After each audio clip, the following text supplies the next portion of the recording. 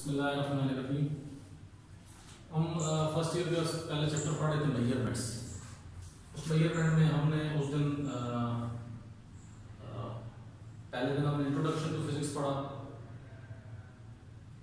फिर सेकंड जो हमारा लेक्चर था वो था फिजिकल क्वांटिटीज़ का। उसमें हमने बेस क्वांटिटीज़ पढ़ी, डिराइव्ड क्वांटिटीज़ पढ़ी। थोड़ा सा मैं उसको बताता जाऊँ आपको कि physical quantities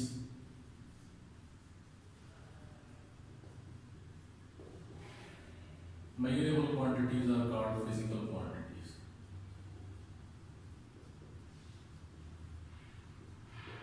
Measurable quantities physical quantity है। Laws are explained in terms of these quantities. Laws are explained in terms of these quantities.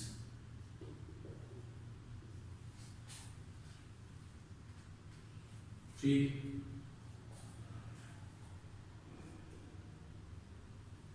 foundation of physics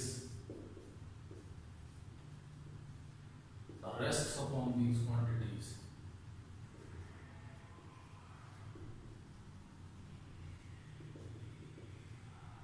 ठीक है, दो चीजें इसके लिए चाहिए होती हैं। measured accurately, should measured accurately, should measured accurately, इनको accurately measure कर, इनको लाजमी accurately measure करना चाहिए। ठीक है, दो चीजें होती हैं, मैग्नीट्यूड प्लस यूनिट। फिर इसकी दो टाइप्स बताई थी, base quantities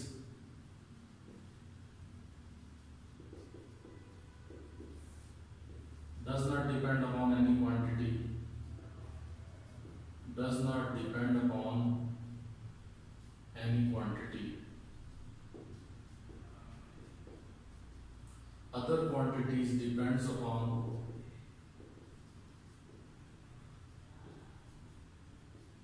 base quantities.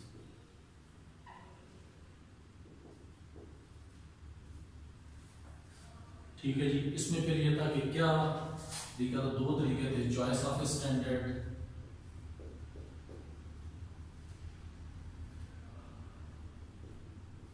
Procedure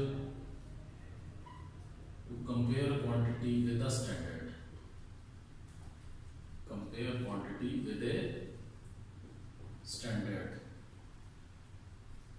standard के लिए दो चीजें बताई थी, स्टैंडर्ड शुड बी असेसेबल, काबिल रसाई होना चाहिए, एंड इनवेरिएबल, और ना तब्दील होने वाला हो। फिर हमने दूसरा पढ़ा था derived quantities.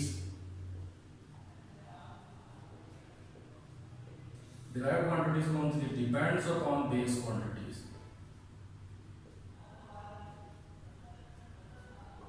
Depends upon base quantity. इसका ये कॉम्बिनेशन ऑफ टू और मोर बेस क्वांटिटीज,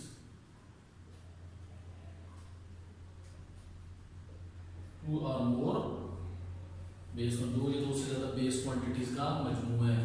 ये आपके पास यूं भी आ सकता है, base quantity into base quantity, base quantity over base quantity, one base quantity over other base quantity.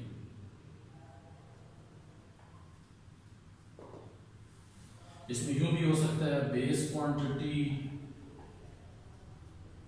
Into base quantity over base quantity.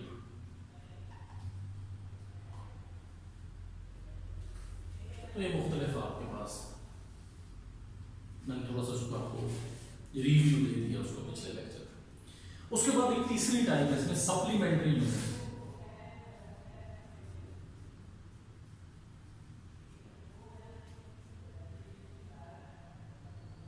Supplementary units, supplementary कहते हैं ज़िमनी को।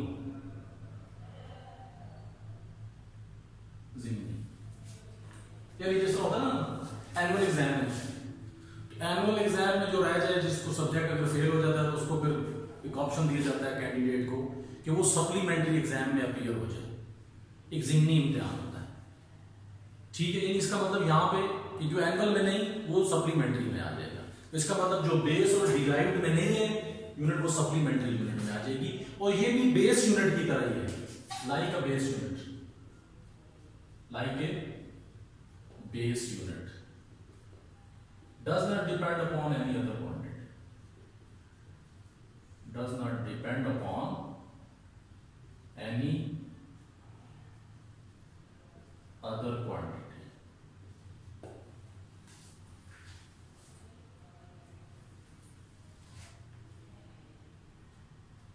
ठीक है जी। इसमें दो टाइप्स है, इसकी भी दो यूनिट्स हैं, two types, two units, two supplementary units. Number 1 radian, number 2 steradian. Number 1 radian हो गया, नंबर 2 स्टीरेडियन। रेडियन का ताल्लुक आपका सर्कल से और स्टीरेडियन का ताल्लुक स्फीयर से, ठीक है। रेडियन का ताल्लुक सर्कल से, स्टीरेडियन का ताल्लुक स्फीयर से। पहले हम पढ़ते हैं radian.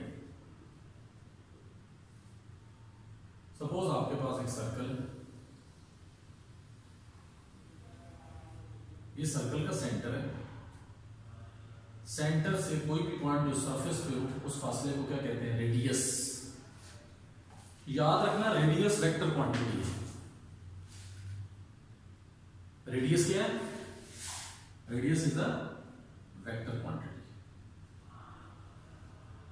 Radius is a vector quantity, radius vector quantity. इसका मैग्नीट्यूड क्या होगा,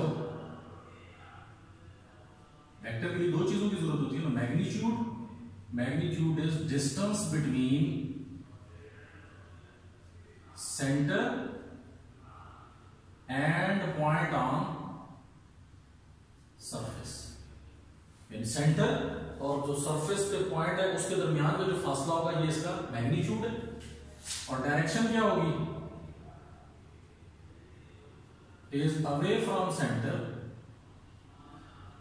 away from centre toward surface, away from centre towards surface. जो डायरेक्शन है वो हमेशा अवे फ्रॉम सेंटर, सेंटर होगी और सरफेस की तरफ होगी, ये वेक्टर क्वांटिटी है। बड़ी वैसे अगला इंफॉर्मेशन मैं आपको बता। अब एक चीज ध्यान रखना कि सर्कल का एक छोटा टुकड़ा अगर हमने, उस छोटे टुकड़े को क्या कहते हैं, आर्क, इसको क्या कहते हैं, आर्क, जिसको उर्दू में कॉस कहते हैं। कॉस यानी एक ऐसी चीज जो जुलानुमा है, पीन नुमा है, जिस तरह कौसे कज़ा, रेनबो, उसमें अगर आप देखें तो आपके पास पूरा एक कर्व सा, एक पूरी आर्क आती है आपके पास, उसको उर्दू में कॉस कहते हैं। ये सर्कल का एक छोटा टुकड़ा होता है। ये छोटा टुकड़ा सर्कल के सेंटर पे एंगल गिराता है। इसीलिए जब भी आर्क के एंगल की बात होगी तो उसके लिए मेक का लफ्ज इस्तेमाल नहीं होगा, उसके लिए सबटेंड का लफ्ज इस्तेमाल होगा। इस चीज का दो चीजें होती है, एक मेक का मतलब होता है बनाना, और सबटेंड का मतलब होता है गिराना। इसका मतलब आर्क सेंटर पे एंगल गिराती है, ठीक है। सपोज ये एंगल है, आर्क बड़ी हो एंगल बड़ा होता है, आर्क छोटी हो एंगल छोटा होता है, यानी arc is directly proportional to angle subtended at the centre of circle. देख लो,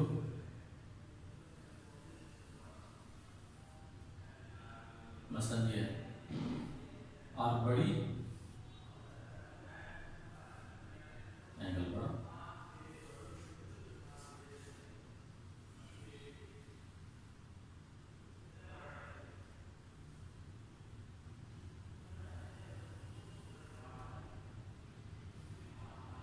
आर्क छोटी एंगल छोटा, ये देखें आर्क छोटी एंगल छोटा, आर्क बड़ी एंगल बड़ा, इसका मतलब आर्क लेंथ और angle eight the centre of circle ये दोनों आपस में डायरेक्टली प्रोपोर्शनल। अब रेडियन को डिफाइन करना है, कहता है अगर इस आर्क की लंबाई और सर्कल का रेडियस इक्वल हो जाए, इस आर्क की लंबाई सर्कल के रेडियस के बराबर हो जाए, उस वक्त ऐसी आर्क जिसकी लेंथ सर्कल के रेडियस के बराबर हो जाए, यानी जिस सर्कल में से आप आर्क ले रहे हैं, अगर उस आर्क की लंबाई उसी सर्कल के रेडियस के बराबर हो जाए, तो उस वक्त आर्क जो सेंटर पे एंगल बनाएगी उसे 1 रेडियन कहा जाए, उसे 1 रेडियन कहा जाए। यानी एंगल वो angle subtended at the center of circle by an arc whose length is equal to the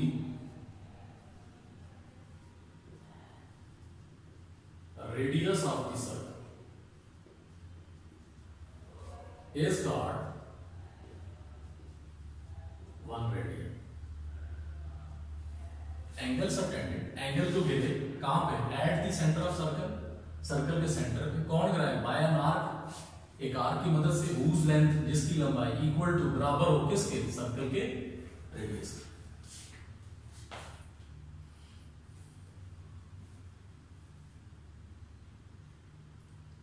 ठीक है, इसको रेडियन कहते हैं।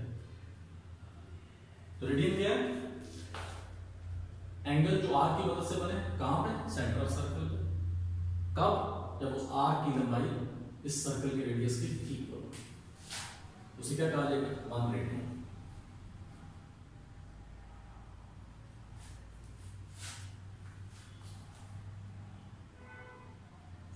क्लियर है?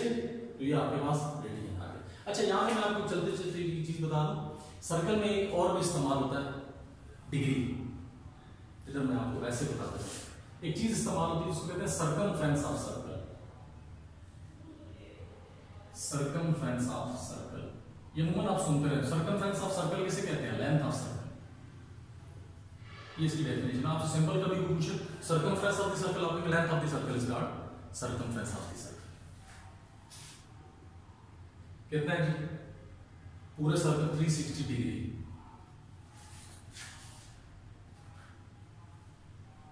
ठीक, अगर मैं 1 डिग्री निकालना चाहूं, 360 डिग्री, इससे मैं डिवाइड कर दूं 360 से, तो आपके पास क्या आ जाएगा, 1/360 of circumference of circle. Cut जाएगा, यहां पे आपके पास क्या आ जाएगा, 1 डिग्री। 1 डिग्री क्या होगा,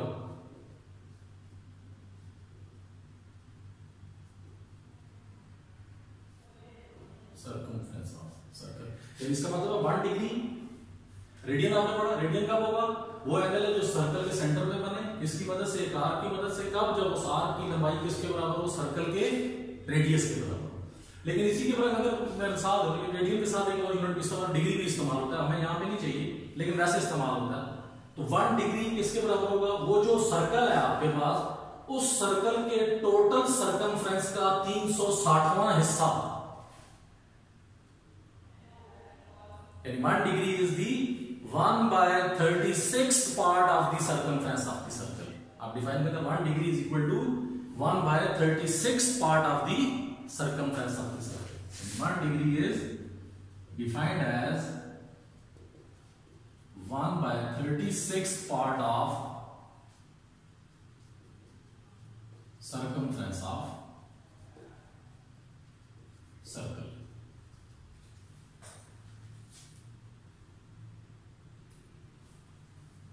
ठीक है जी, ये आपको समझ में आनी चाहिए, यही बात।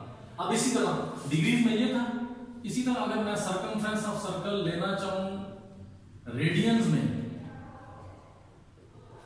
2 pi radian, this is equation 1, comparing equation 1 and 2,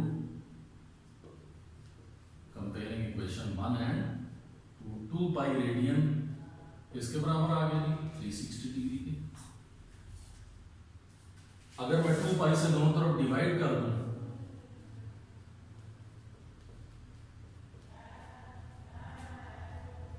तो 1 रेडियन किसके बराबर हो जाएगा आपके पास? 180 डिग्री बाय पाई।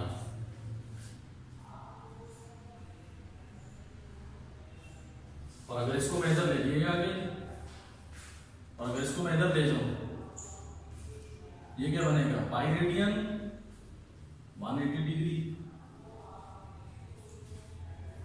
180 डिग्री से मैं अगर 180 से डिवाइड कर दूं तो 1 डिग्री किसके बराबर आ जाएगा? Pi by 180 radian. ये आपस में कैलकुलेशन है। और यहां पे आपके पास आ जाएगा 180 डिग्री बाय पाई कितना होता है? 3.14। ये क्या बना? 57.3 डिग्री। अच्छा, यहाँ पे आपको मैं चीज बताता जाऊँ, अमूमन कंफ्यूजन हो जाती है। यहाँ पे जिसमें मैंने पाई की वैल्यू 3.14 लिखी है, अब बाज जगह पे पाई एज ए 180 डिग्री भी इस्तेमाल होता है। तो ये क्या किस तरह होगा? मैं आपको छोटी सी मिसाल देता हूँ। मसलन pi sine pi, pi cos pi, pi ten. अब देखिए 2 पाई आ गए, लेकिन उसमें अगर आप गौर करें तो ये जो पाई है ये आपके पास एंगल की जगह आ रहा है।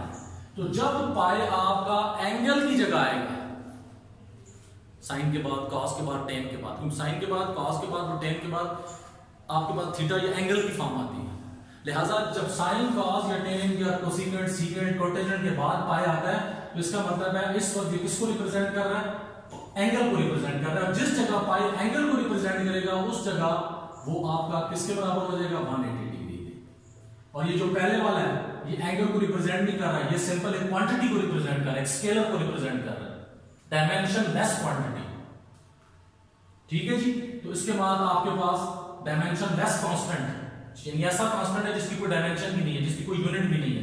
तो इसको यहां पे फिर ये जब एज ए एंगल इस्तेमाल होगा, एज ए क्वांटिटी इस्तेमाल होगा, तो यहां पे इसकी वैल्यू 3.14 लेंगे। अब यहां पे देख, यहां पे पाई एज ए सिंगल क्वांटिटी है, ना साइन है ना कॉस है ना, लिहाजा ये एंगल की जगह इस्तेमाल, जब एंगल की जगह इस्तेमाल नहीं होगा, एज ए क्वांटिटी इस्तेमाल होगा तो उसकी वैल्यू 3.14 होगी। और जब साइन कॉस टेन उसके बाद आ जाएगा तो फिर एज ए एंगल इस्तेमाल होगा। तो जब एज ए एंगल पाई आप इस्तेमाल करेंगे उस वक्त ये 180 डिग्री को रिप्रेजेंट करेंगे।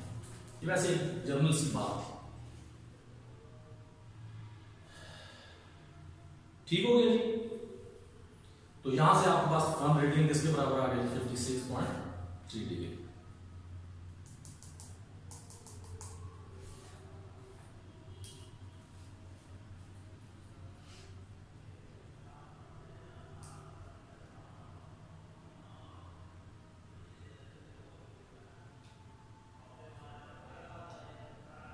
अच्छा जी, उसके बाद आ गया आपके पास स्टीरेडियन।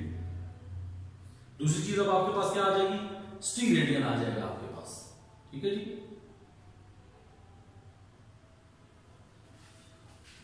स्टीरेडियन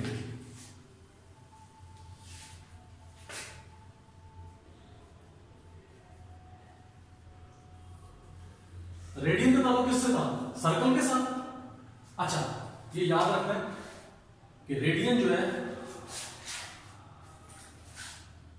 it is 2 dimensional angle.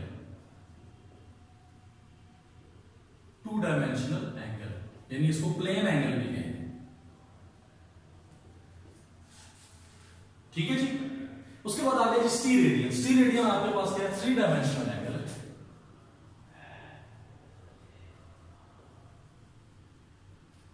Three dimensional angle,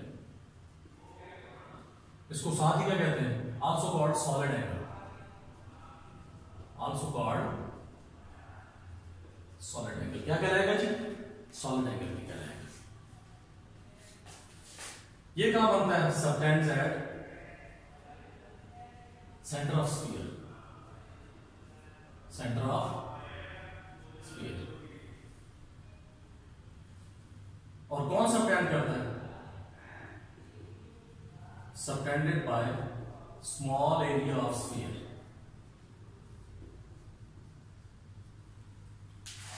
sphere circle तो सिंपल रहेंगे, स्फीयर क्या होगा आपका? स्फीयर आपका, आप ये देख लें, जिस तरह फुटबॉल है,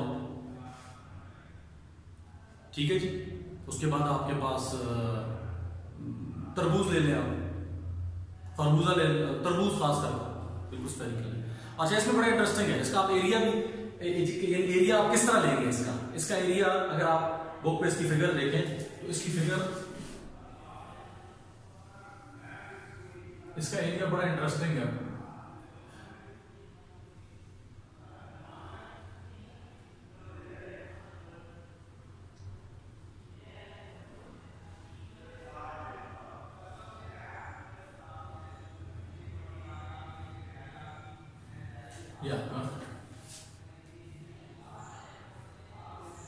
ये एरिया है, यानी आपको मिसाल देता हूँ, आप कभी तरबूज वाले के पास जाए तो आप उसे कहते हैं जी कि मुझे टक लगा के दो, लाल है कि सफेद है इसलिए लगाते हैं, तो आप कभी गौर कर तो वो चौकोर सा आपको टक लगा के देता है और वो पूरे का पूरा टुकड़ा बाहर आता है।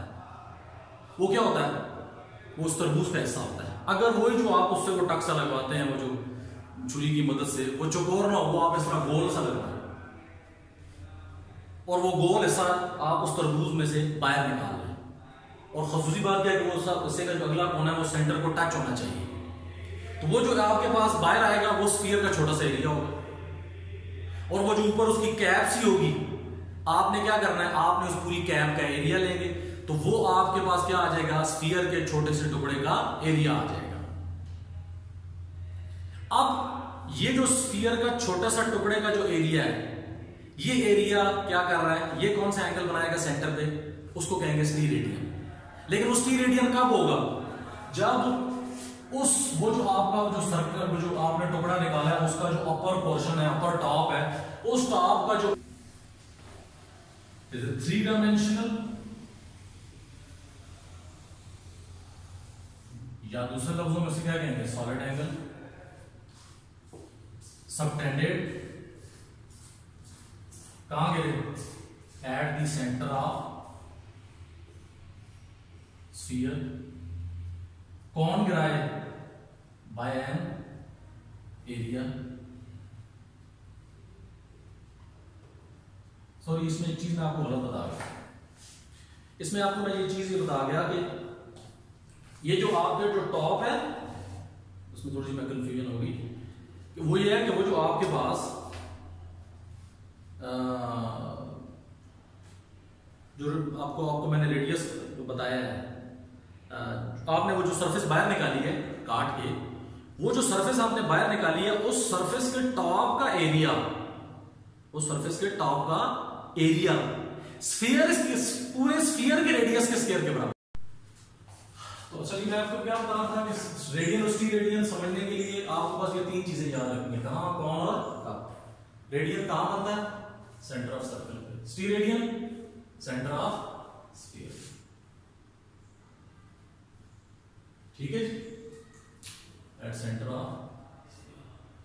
कौन बनाता है रेडियन? आर्क। इधर स्टीरेडियन कौन बनाता है? Area.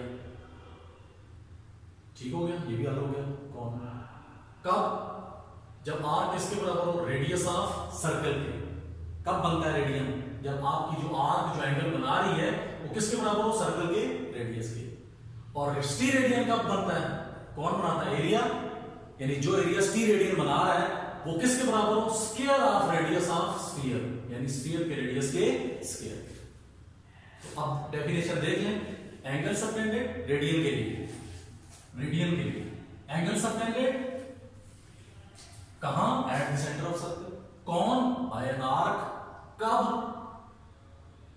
When length of arc is equal to radius of circle. और स्टीरेडियन को डिफाइन करें। Steradian angle subtended at centre of sphere. कौन? By an area. कब? When area is equal to square of radius of sphere. ठीक है जी, यानी ये दोनों डेफिनेशन आपको 3 dimensional subtended at centre of sphere, bye an area which is equal to, जो के बराबर है किसके? Square of radius of sphere. Radian angle subtended at the centre of circle by an arc. कौन? व्हेन whose length जिसकी लंबाई is equal to radius of circle. उसके बाद एक छोटा सा टॉपिक है आपके पास, वो लिमिटेशंस ऑफ मेजरिंग इंस्ट्रूमेंट। हमारे पास मेन जो मेजरिंग इंस्ट्रूमेंट इस्तेमाल होते हैं वो 4 इंस्ट्रूमेंट्स हैं।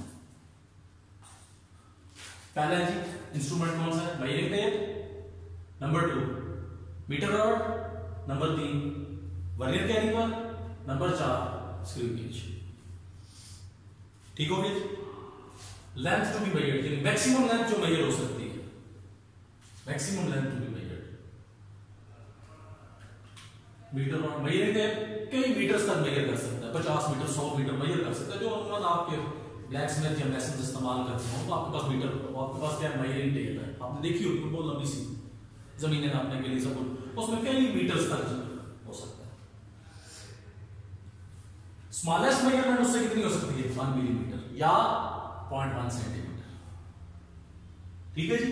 दूसरा आपके पास, पहला मैंने कहा था मेजरिंग टेप मैक्सिमम कितना मेजर कर सकता है? कई मीटर्स तक। और स्मॉलेस्ट मेजरमेंट कितनी ले सकते हैं आप उससे? 1 मिलीमीटर। 1 millimetre means 0.1 centimetre. उसके बाद आगे आपके पास मीटर रॉड, नाम से ही जाहिर है मीटर रॉड, ऐसा रॉड जो 1 मीटर का है, ये याद रखना है। अमूमन ये कंफ्यूजन हो जाती है बच्चों से, मीटर रॉड की लंबाई कितनी, को कह रहा था 2 मीटर, कोई कह रहा था 3 मीटर रॉड। 1 मीटर का रॉड जो मीटर का है, 1 मीटर 100 सेंटीमीटर। तो इसका मतलब क्या है? कितनी मेजरमेंट मैक्सिमम उससे हो सकती है? 1 मीटर। रॉड ही मीटर में, उससे ज्यादा मेजरमेंट हो ही नहीं सकती। और मिनिमम स्मॉलेस्ट मेजरमेंट 1 मिलीमीटर, यानी वही 0.1 सेंटीमीटर। ठीक हो गया जी। तो मीटर रॉड 1 मीटर का रॉड है, मैक्सिमम 1 मीटर लेंथ मेजर हो सकती है, स्मॉलेस्ट 1 मिलीमीटर। उसके बाद आ गया जी आपके पास वर्नियर कैलिपर। याद रखना जी, वर्नियर कैलिपर से आप मैक्सिमम मिलीमीटर में भी लेंथ निकाल सकते हैं, मिलीमीटर टू सेंटीमीटर आप निकाल सकते हैं ये। और मिनिमम स्मॉलेस्ट मेजरमेंट कितनी हो सकती है उससे? 0.1 मिलीमीटर, 0.1 मिलीमीटर या 0.01 सेंटीमीटर। 0.1 मिलीमीटर या 0.01 सेंटीमीटर। आसान तरीका होता है, मिलीमीटर से सेंटीमीटर में जाना हो 10 से डिवाइड करना पड़ता है। ठीक है, तो 0.1 सेंटीमीटर याद रखना है।